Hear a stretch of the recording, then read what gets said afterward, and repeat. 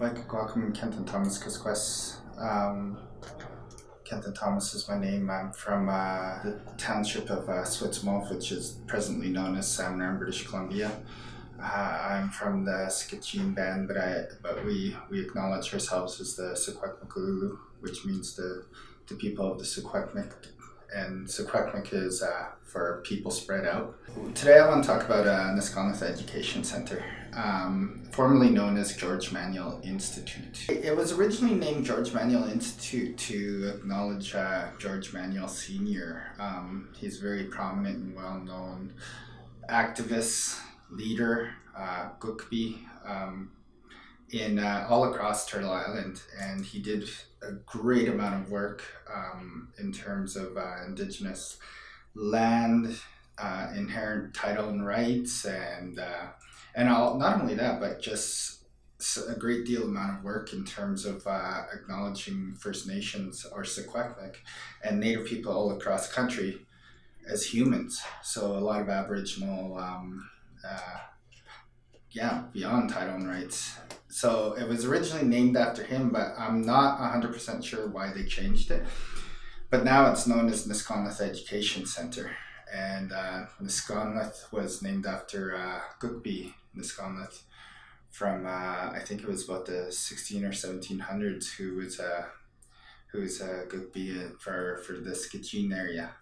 And it's named after a lake, and it's that's the name that it has now for probably the last 5, 6, maybe 10 years. The target audience, they're given names like alternative education or dropouts or things like, really negative connotations. But I think sometimes you need to, as an educator, you need to understand that people don't learn in the linear way that we're led to believe we can only learn in present day education. And some people just can't. They can't learn by reading or listening, or they have to learn in different ways. And there's so many different facets of learning that we're not getting into. So that's kind of the target audience, is the ones that need to learn in various ways to achieve the so-called academic goals or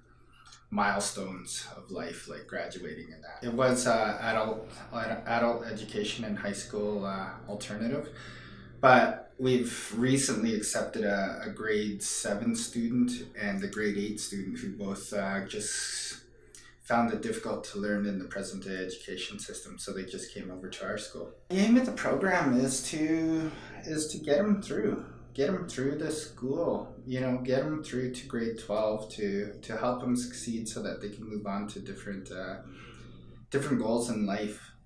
But now, saying that, I want to mention that another huge part of the goal is to introduce them to some facets of culture, storytelling, language. We have a language class, and we recently built drums, so we're starting to learn how to sing songs, some of the like the Secwepemc welcoming song. There's so many other things that we want to get into with the education, because we don't believe education is a linear, you start here and then you end here and that's it.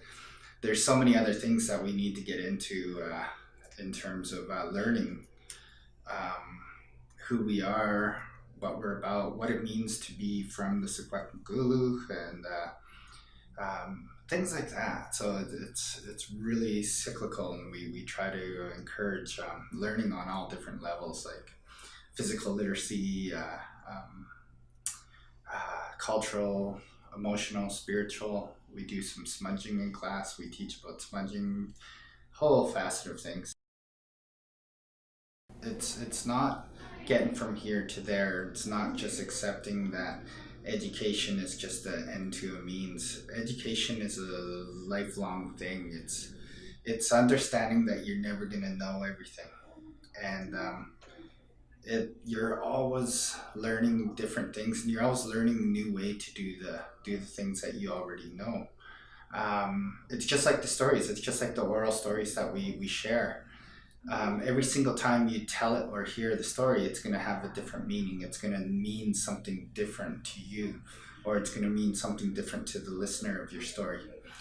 And I think and with that comes acceptance, because you need to accept that the lesson's going to be different, and you also need to accept that the meaning of the story is going to change for you every single time. So it's not like a math problem where the answer is always going to be either right or wrong. The answer is going to vary from here to there, depending on what the connection between your brain and your heart might be that day. The lessons that we learn from our ancestors, some of the things cannot be translated into English or present day colonial style thinking. It needs to be brought right back down to the roots. For me, specifically, I need to become fluent in my language, and I need to lead by example. I need to show my students that I too need to learn. I have so much more to learn in my own educational journey, and to take the helm and to lead. For language, I just need my elders around, and I need to be close to my land, and be close to and to be close to the teachings, and if I can't be physically close, then be close in my heart. I think that's one thing. Even when I was at UBC studying with NITEP and all my fellow NITEPers, was that I always remained close in my heart to my home. I always remembered the teachings that came from my elders and my ancestors, and I kept close to those teachings, and I tried to represent them in the everyday life. So I think in terms of me fulfilling any goals, educational goals right now, it's just remaining close to the teachings, the lands, the elders, the ancestors, and the earth, even if I'm physically away from it.